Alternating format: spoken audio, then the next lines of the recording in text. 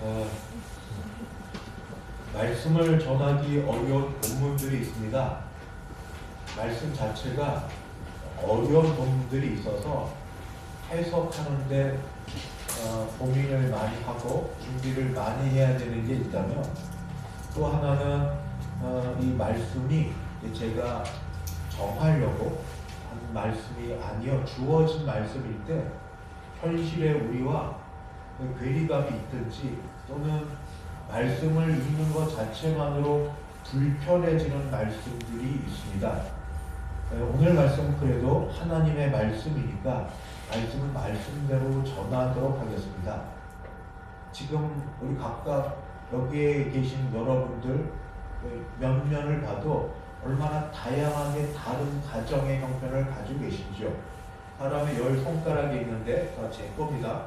근데 다 길이도 다르고 통통함도 다르고, 다 여기 있는 분들 다 각각 다른 가정의 형편을 갖고 있는 상황 속에서 이거 하나다라고 딱 말하기는 어렵지만, 우선 고린도 교회 형편을 따라 주신 말씀은 말씀대로 전하고, 그리고 꼭 또 시간이 되어서 그래도 여기 함께 하시오니 우리에게 꼭 필요한 것들이 있으면 같이 좀 나누려고 합니다. 첫 번째 그냥 말씀대로 하면은 이렇게 됩니다. 10절과 11절은 결혼한 부부인데 둘 다 믿는 자들에 해당이 됩니다. 고린도 교회에서 그러니까 이방인 신자들인데 믿는 자들, 결혼을 통해 이미 맺어진 부부인데 둘 다 믿는 신자라면 그때 주는 바울의 경고는 강력합니다. 바로 가운데 나오기를, 결혼한 자들에게 내가 명하노니, 다음에 바로가 있고, 바로가 있을지라도 명하는 자는 내가 아니요 주시라, 주님의 명령이라고 말하면서 둘 다 똑같이 말합니다. 여자는, 그러니까 아내는 남편에게서 갈라서지 말고, 그 다음에 바로 갈라섰으면 그대로 지내든지 다시 그 남편과 화합하든지 하라. 남편도 아내를 버리지 말라라고 되어 있습니다. 한마디로 이혼하지 말라라는 말씀입니다. 아내는 남편에게서, 표현은 성경대로 갈라서지 말고, 그 다음에 11절도 남편도 아내를 버리지 말라 하는 겁니다. 그 말씀이 오늘 10절과 11절입니다. 그 말씀이 어려운 이유를 모두 서로 아실 터인데, 현실은 사실은 그렇게 쉽지만은 않기 때문입니다. 대놓고 이야기해서, 제가 김 목사님도 같은 교회 부목사 시절을 지냈고 또 저도 지냈는데 꽤 오래 전입니다만, 벌써 제가 온 게 여기가 10년 뭐 이렇게 되니까 그 전에 적어도 15, 16년 전입니다. 어떤 그래도 가까운 권사님이 저한테 조심스럽게 본인 이야기가 아니면서, 그런데 어디 상의할 데가 없다고 하면서, 이제 교구 담당이니까 상의한 게 누군가 어떤 자녀의 이혼건에 대해서 물어보시는 거예요. 그런 경우가 있는데 어떻게 하면 되냐. 저도 그때 바로 대답하기 어려워서 좀 찾아보고 하겠습니다 그러면서 묻기를, 왜 이 중요한 거를 담임 목사님께 말씀하지 않고 저에게 물어보세요 했더니, 그게 더 어렵잖아요.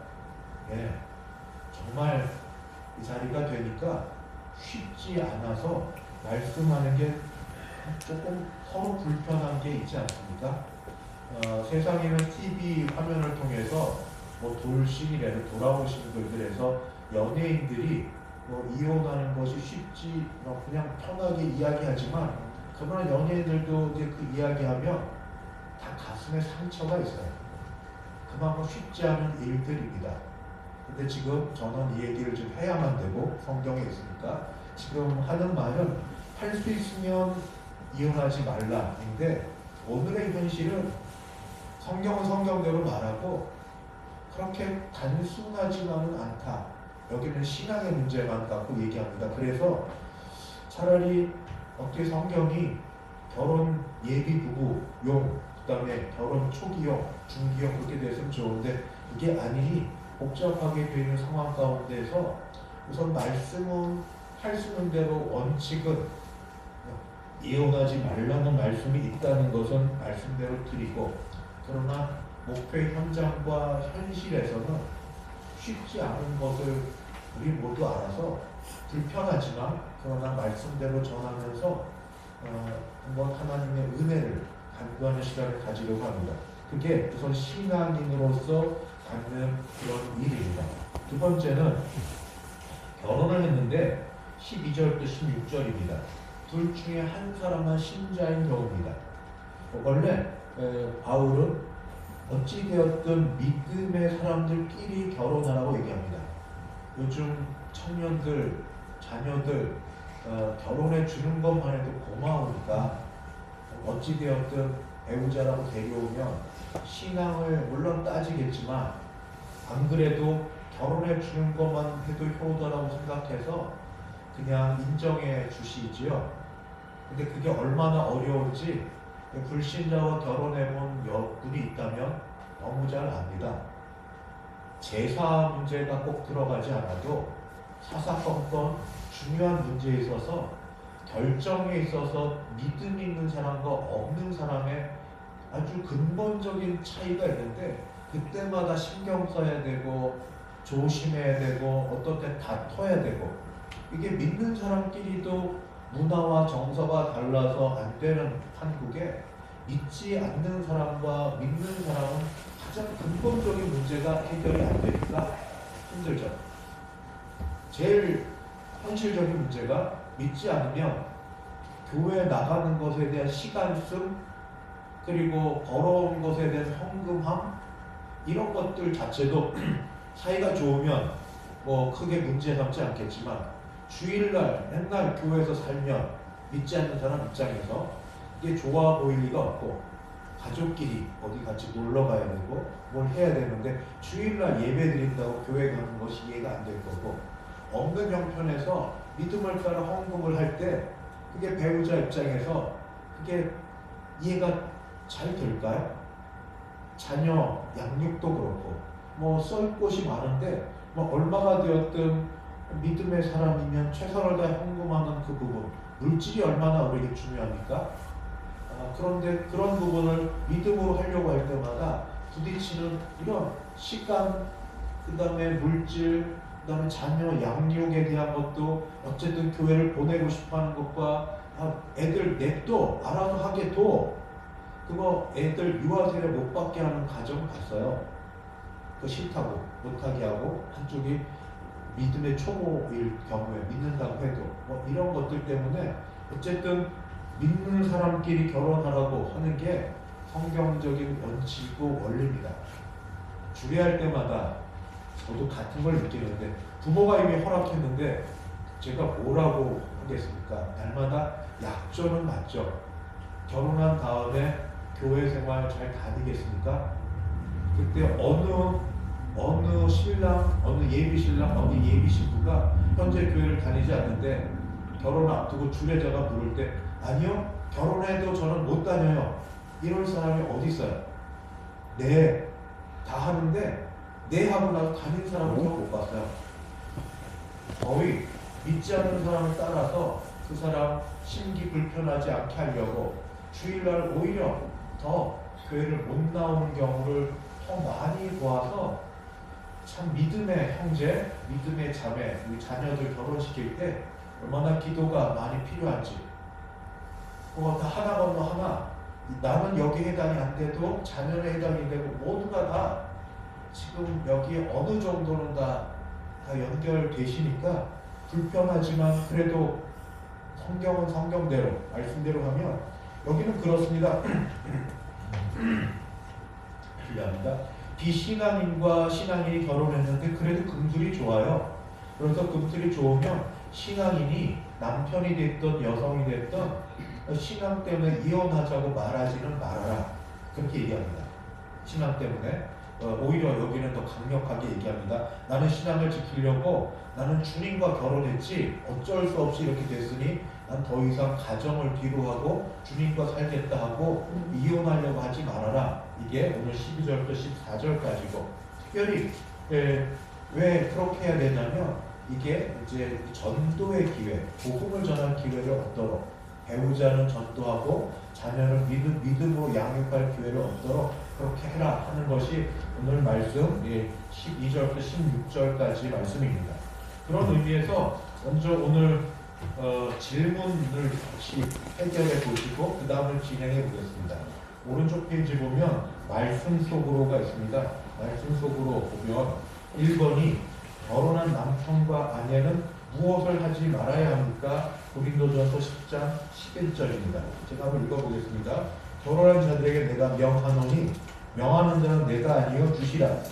바로고 뭘 하지 말아야 되냐? 여자는 남편에게 갈라서지 말고 바로 만약 갈라섰으면 그대로 지내든지 다시 그 남편과 화합하든지 하라. 바로 마치고 남편도 아내를 버리지 마라. 뭘 하지 말라고 되어 있습니까? 갈라서지 말고 버리지 말라. 네, 이게 꼭 물것 같습니다만 그런 뜻은 아니고 그냥 말씀대로 그러니까 이혼하지 말라 그런 뜻입니다. 그렇게 되어 있고요. 그 다음에 두 번째 12절부터 13절 믿지 않는 배우자는 함께 살고자 하면 어떻게 해야 됩니까? 12절 13절 제가 먼저 읽겠습니다. 나머지 사람들 서로 신앙으로 결혼하지 않은 사람들입니다. 그러면서 바로는 이는 주의 명령이 아니라 본인의 신앙의 삶을 살아온 사람의 바울의 고백이고 바울의 권면입니다. 만일 어떤 형제에게 믿지 않는 아내가 있어 아내가 믿지 않습니다. 남편은 신앙인입니다. 남편과 함께 살기를 좋아하거든 어떻게 해요? 그를 버리지 말려. 불신자 아내가 있는데 불신자 아내가 남편을 너무 사랑해요. 근데 신자 남편이 예수를 믿고 신앙생활하는데 이 여자가 도무지 도움이 안 될 것 같아도 뭐라고 하면 버리지 말라라고 되어 있고 13절 어떤 여자에게 이 여자는 신앙인입니다. 근데 남편은 믿지 않아요. 불신자예요. 믿지 않는 남편이 있는데 그 남편은 믿지는 않아도 아내를 너무 사랑해요. 그래서 아내와 함께 살기를 좋아하거든 어떻게? 또 남편을 버리지 말라. 그래서 질문은 믿지 않는 배우자가 함께 살고자 하면 어떻게 해야 합니까? 여기서 버리지 말고 버리지 말라. 그러니까 어쨌든 나뉘지 말라라는 말씀이 되어 있습니다. 하나 더 믿지 않는 배우자와 살면 힘들고 어려운 것도 있겠지만 소망 가운데 있습니다. 이게 3번 믿지 않는 배우자와 살면서 무엇을 기대할 수 있습니까? 14절 16절입니다. 14절 믿지 않는 남편이 있는데 믿는 아내가 있습니다. 그럼 어떤 걸 기대할 수 있는가? 그 남편이 아내로 말미암아 아내 때문에 거룩하게 될 수 있다. 그 다음에 믿지 않는 아내가 있는데 남편은 믿습니다. 그러면 어떻게 되느냐? 남편으로 말미암아 거룩하게 되나니 그렇지 아니하면 너희 자녀도 깨끗하지 못하니라. 그러나 이제 만약 다 거룩하게 되면 거룩하리라. 먼저 배우자를 통하여 믿지 않는 배우자가 있을 때 뭘 기대할 수 있냐면 거룩하게 된다.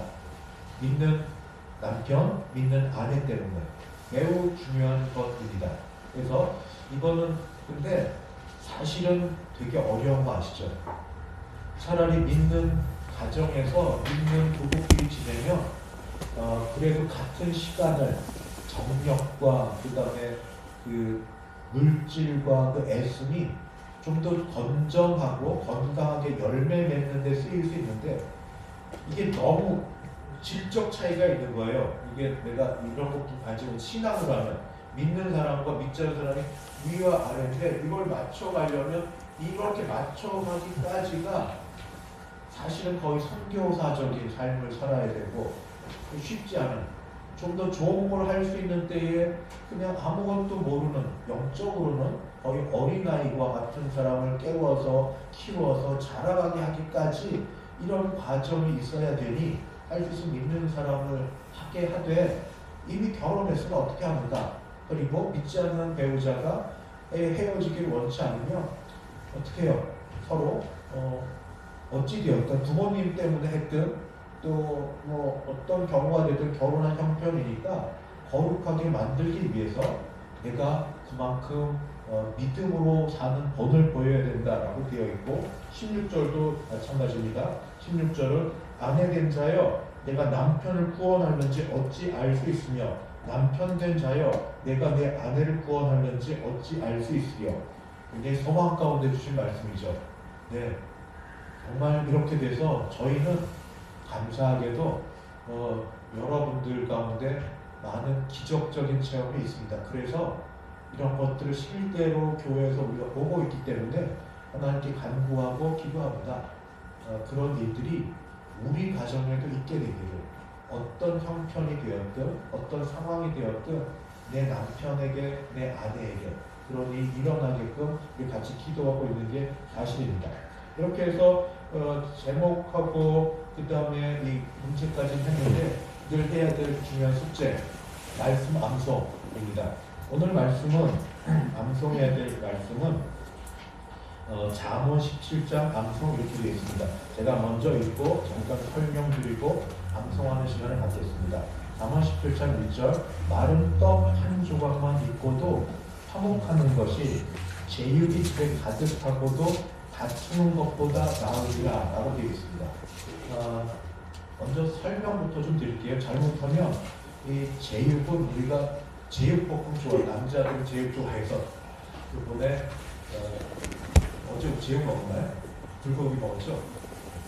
더 좋은 거 먹었어. 소불고기 먹었어요. 어제 여자들 소불고기를 얼마나 집에서도 맛있게 먹었는지 모르는데, 남성들은 보통 대중 음식점에 가면 시켜 먹을 때 다른 거 없으면 제육이 최고죠. 제육 좋아하는 거. 그러니까 야, 유대인들이 말이야 집에서 제육 시켜 볶아 먹는구나, 뭐 이런 생각할 터인데, 그런 것보다 좀 설명을 하면 이렇게 됩니다. 먼저 앞에도 얘기하면 마른 떡 한 조각이 뭐냐면, 유대인들 또 중동에 있는 사람들은 빵 한 조각을 먹을 때도 그냥 못 먹으니까 여기에 빵, 뭐 요즘에 뭐 빵집 갈 때 이렇게 기름하고 섞은 거 나오잖아요. 이렇게 기름이 나오고, 그 다음에 꿀이 나오고, 그 다음에 물이 귀하니까 포도주 이런 것들이 있어야 됩니다. 이래야 밥 같은 밥을 우리식으로 밥 같은 밥 식사다운 식사를 하는데, 그런 게 없이 그냥 여기 떡인데요. 우리가 떡을 좋아하니까 식사로 떡. 근데 이 사람은 빵이고 그게 많지도 않습니다. 한 조각이고 말랐어요. 그걸 찍어 먹을 만한 기름도 없고 꿀도 없고 또 같이 마실 그런 음료도 없습니다. 근데 마른 떡 한 조각. 그런 가장 최소한의 음식, 그저 생존이 가능한 음식 하나만 있고도 어떠냐면 화목하다. 집안에 먹을 게 그렇게 없어서 뭐 그냥 라면 하나 끓여 먹는 거, 또 뭐 그냥 햇반 뭐 이렇게 그거 하나에 김치 하나를 먹어도 화목한 것하고, 그 다음에 이 제육은 정말 제육볶음이 아닙니다. 제육볶음이 아니라 제사를 드리고, 보통 우리도 제사를 드리고 나면 명절에 차례를 드리고 뭐 제사 드리고 나면 제사 음식이 제일 좋은 걸로 많지 않습니까? 제사를 드리고 남은 음식, 사실 제사 드릴 때 뭐 귀신이 와서 먹어요? 그런 상징이지. 그만큼 잘 차린 음식입니다. 제사를 드리고 잔치상에 잔뜩 있는 음식을 먹고 나서 다투고 싸우는 것, 이 두 개를 대비하는 겁니다. 그러니까 최소한의 음식으로 근근히 먹고 살지라도 싸움 없이 화목하게 사는 것이, 그냥 집에 먹을 것이 흥청망청 있어서 다른 번역은 한글 새 번역 성경은 진수성찬이라 이렇게 되어 있습니다. 그래서 이렇게 된 식사를 하고 나서 다투는 것보다 낫다. 새 번역은 이렇게 되어 있습니다. 마른 빵 한 조각을 먹으며 화목하게 지내는 것이 진수성찬을 가득히 차린 집에서 다투며 사는 것보다 낫다. 그래서 의미는 되게 아실 겁니다. 최소한의 먹고 사는 삶을 살지라도 서로 사랑하고 귀하게 여기고 사는 것이, 먹을 것이 풍성하고 맨날 싸우고 맨날 이 마음 불편하게 사는 것보다 훨씬 낫다 하는 게 잠언 17장 1절 말씀입니다. 그러면 이해는 되셨으니까 그냥 기억할 건 떡도 한 조각입니다. 근데 그 떡이 마른 떡 한 조각. 마른 떡 한 조각은 어떤 결과가 나냐면 화목하다. 화목. 마른 떡 한 조각하고 화목. 그 다음에 제사 음식이지만 제육볶음 생각하셔도 돼요. 외우시잖아. 제육인데 제육이 가득합니다. 조금도 아니에요. 마른 떡 한 조각, 제육이 집에 가득하고도 화목 대신 다퉈요. 다투. 그래서 제육과 가득함과 다투. 이게 두 개의 말씀을 대조적으로 같이 생각하면서 한번 보시면 마른 떡 한 조각만 있고도 화목하는 것이 제육이 집에 가득하고도 다투는 것보다 나으니라. 저하고 같이 좀 따라서 읽어보십니다. 마른 떡 한 조각 화목입니다. 제가 먼저 읽을 때 여러분도 뭐 보시고 읽으셔도 되고요. 상상하며 따라하셔도 됩니다.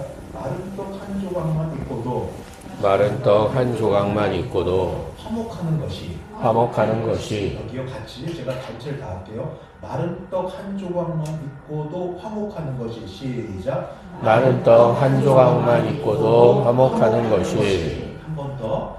마른 떡 한 조각만 있고도 화목하는 것이 이제 대조가 돼야죠. 이번에 제육볶음이 많아요. 제육이 집에 가득하고도 한번 하겠습니다. 제가 먼저 제육이 집에 가득하고도 시작. 제육이 집에 가득하고도 뒤에는 화목 대신에 다투는 것보다 나으니라. 제가 읽습니다. 다투는 것보다 나으니라. 시작. 다투는 것보다 나으니라. 해서 제육이 집에 가득하고도 다투는 것보다 나으니라. 시작. 제육이 집에 가득하고도 다투는 것보다 나으니라. 한 번 더요. 저하고 같이 시작. 제육이 집에 가득하고도 다투는 것보다 나으니라. 말씀은 잠언 17장 1절 말씀. 한번 처음부터 끝까지 해보겠습니다. 저도 한번 할게요. 제가 먼저 하겠습니다. 마른 떡 한 조각만 있고도 화목하는 것이 제육이 집에 가득하고도 다투는 것보다 나으니라. 잠언 17장 1절 말씀. 시작. 마른 떡 한 조각만 있고도 화목하는 것이 제육이 집에 가득하고도 다투는 것보다 나으니라. 잠언 17장 1절 말씀. 하고 싶은 분. 박정훈 해주시죠. 마른 떡 한 조각만 있고도 화목하는 것이 제육이 집에 가득하고도 다투는 것보다 나으니라. 어디? 잠언 17장 1절 말씀. 네. 여학생이 잘해야 되는데 남학생도 손 안 들면 시킵니다. 하실 분 안 계세요? 의욕자라고 피해갈 수 없습니다.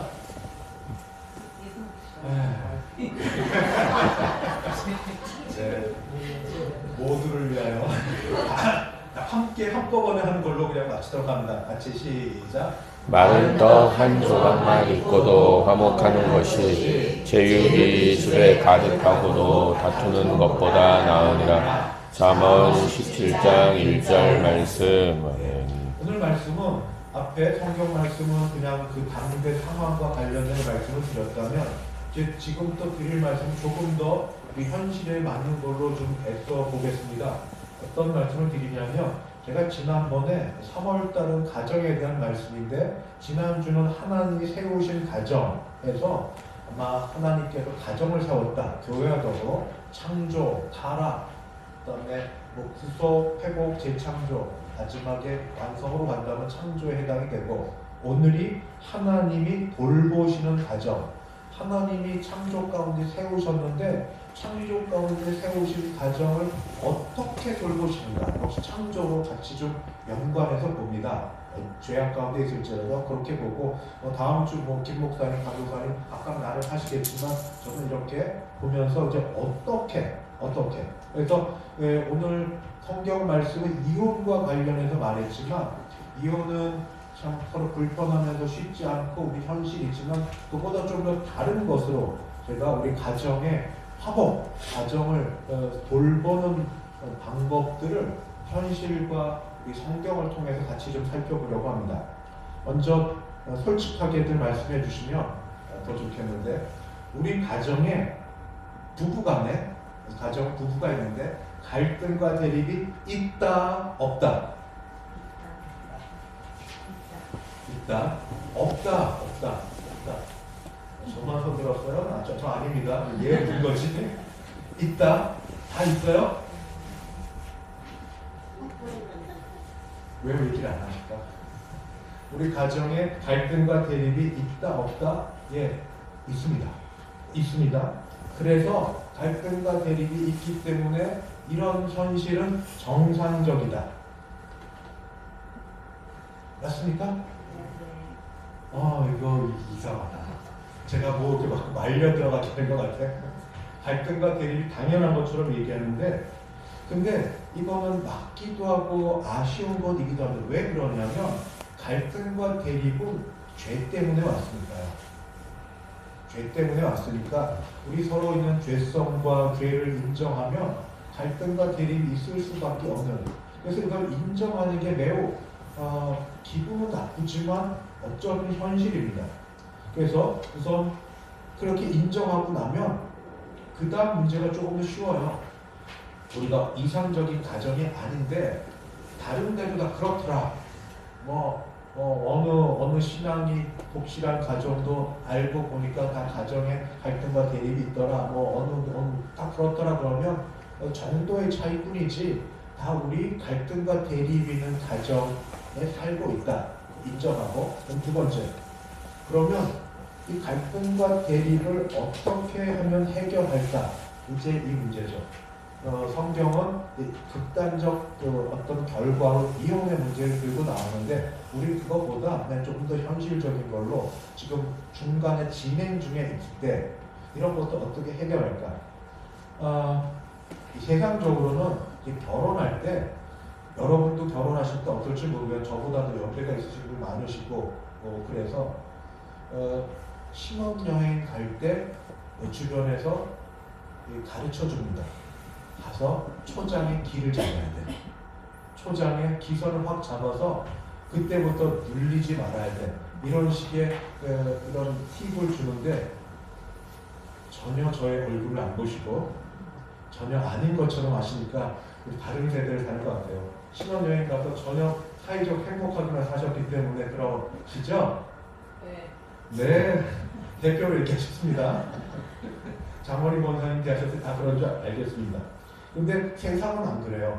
세상은 아시는 것처럼 신혼여행 가서 어떻게 해야 남편이 길을 잡고 살지 또는 아내가 길을 잡고 살지 이야기 하는데 저는 그래 봐야 그 얼마 가겠나.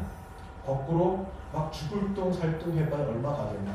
제가 옛날에 리더스 다이제스트 보면 다 알고 중간중간에 유머가 있는데 비행기 탈 때 노 부부가 있고 거기 신혼부부 같은데 신혼부부가 이제 결혼했으니 얼마나 사이가 좋겠어요. 막 살았고 그때 막 그 아내 되는 사람이 얘기할 때 많이 저거 해줘.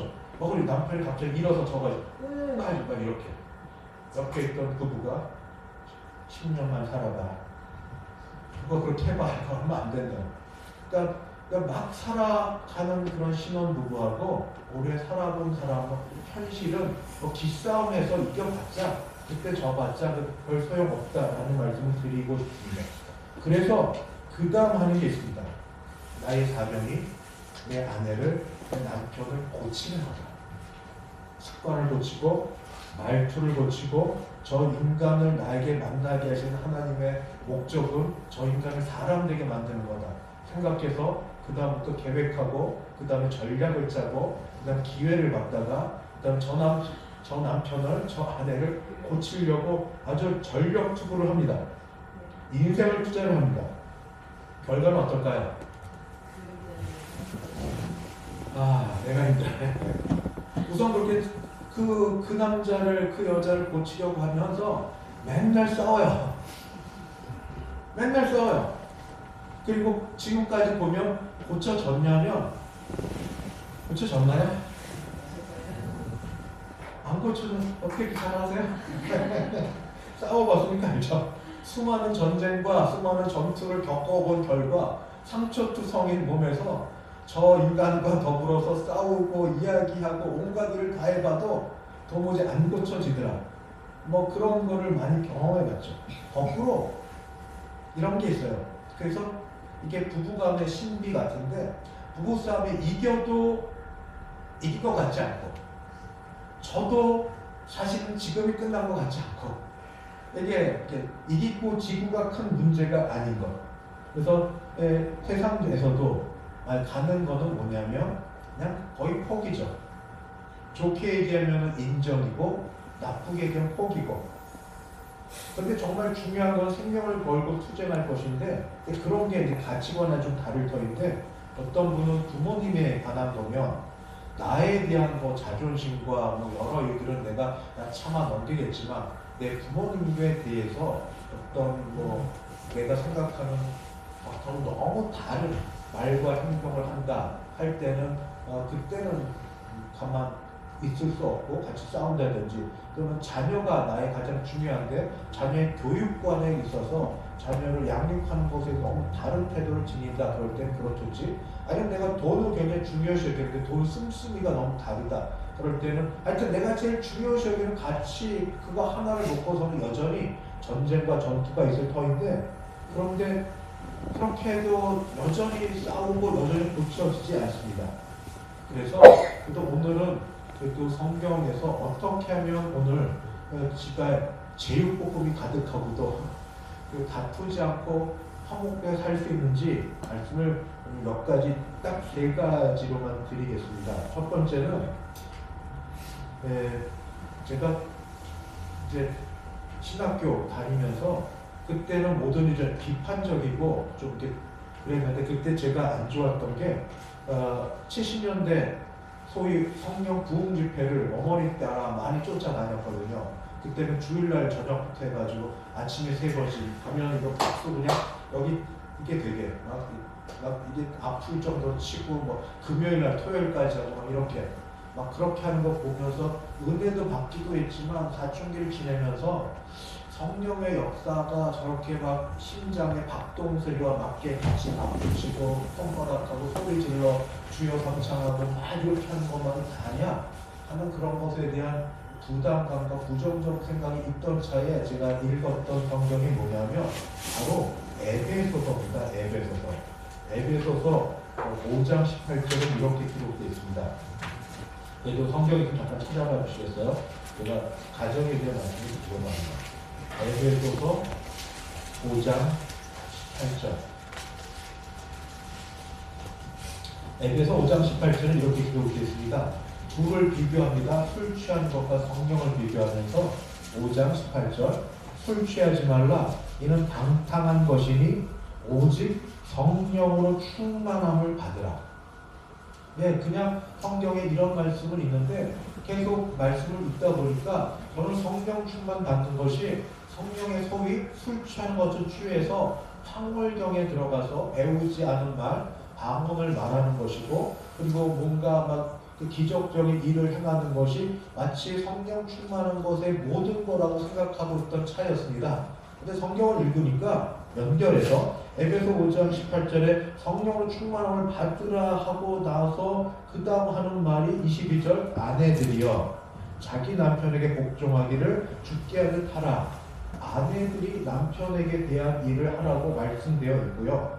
그 다음에 28절에 보면 이와 같이 남편들도 자기 아내 사랑하기를 자기 자신과 같이 할지니 자기 아내를 사랑하는 자는 자기를 사랑하는 것이라 되어 있고, 6장에 가면 1절 자녀들아 주 안에서 너희 부모에게 순종하는 이것이 옳으니라. 4절 아비들아 너희 자녀를 노엽게 하지 말고 오직 주의 교훈과 훈계로 양육하라. 그때 저 개인적으로 눈이 확 띄어졌어요.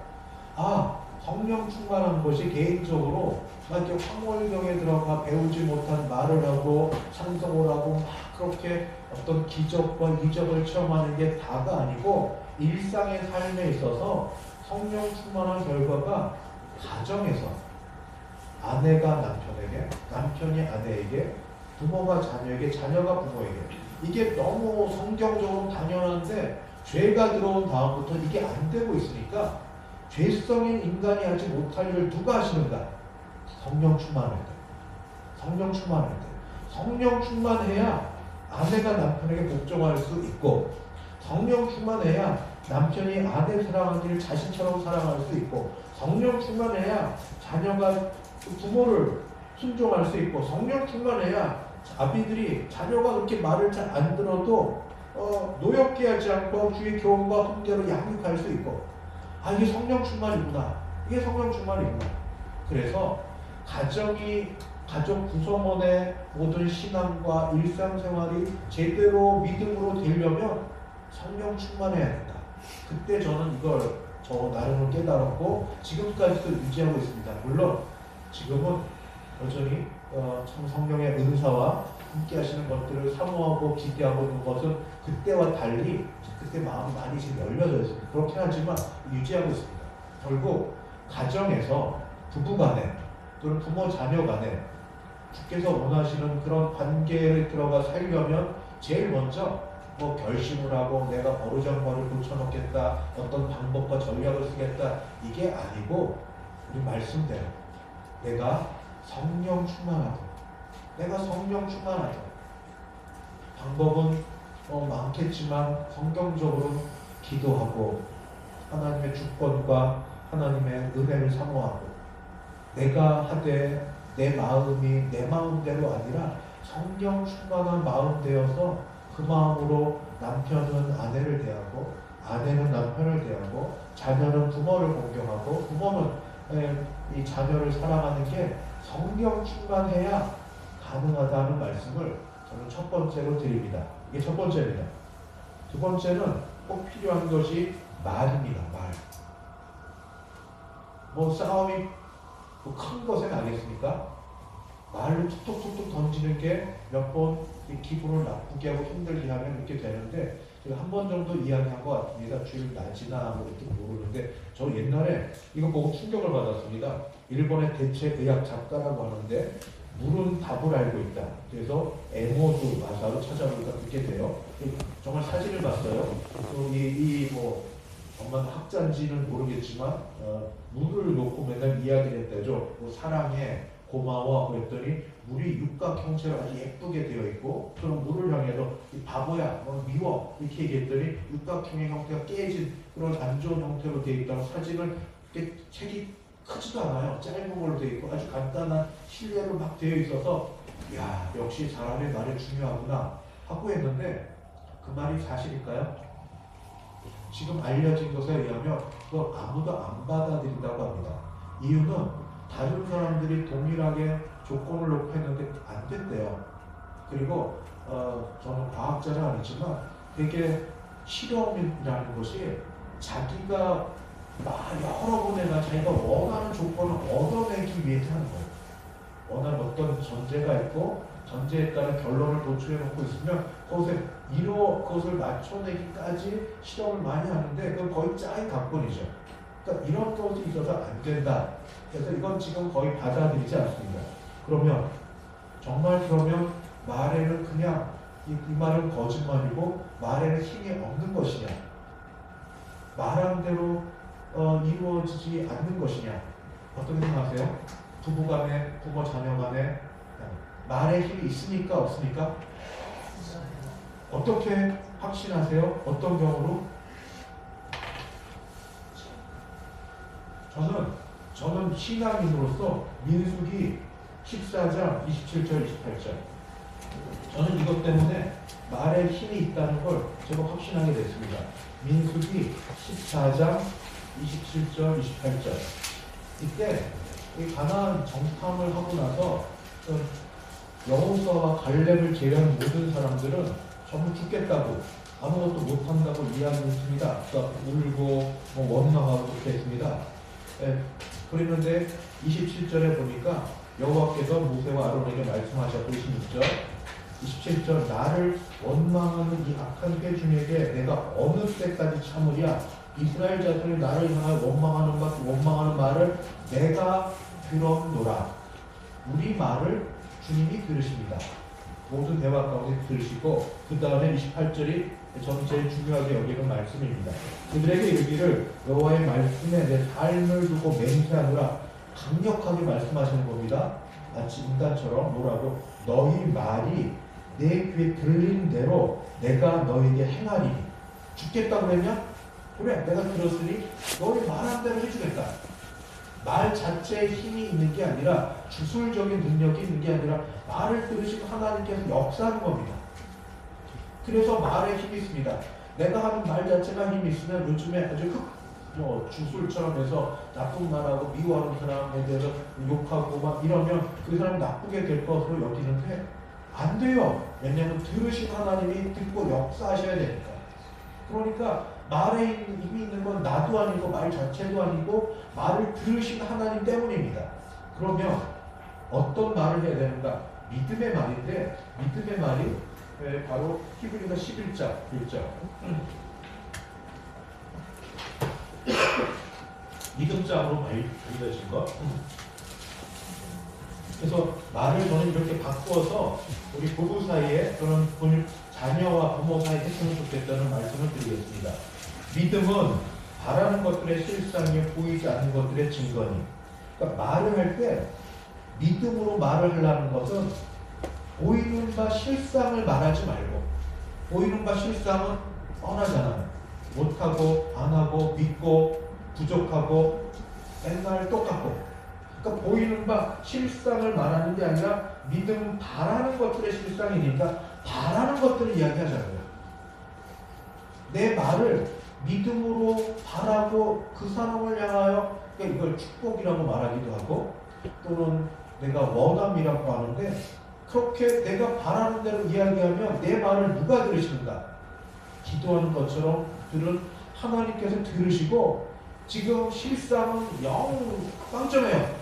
실상은 아니에요. 그렇지만 그럼에도 불구하고 나는 하나님이 내 말을 들으시고 하나님이 가정을 지키신다는 걸 믿고 바라는 말, 실상을 말하는 게 아니라 바라는 것을 이야기하는 것.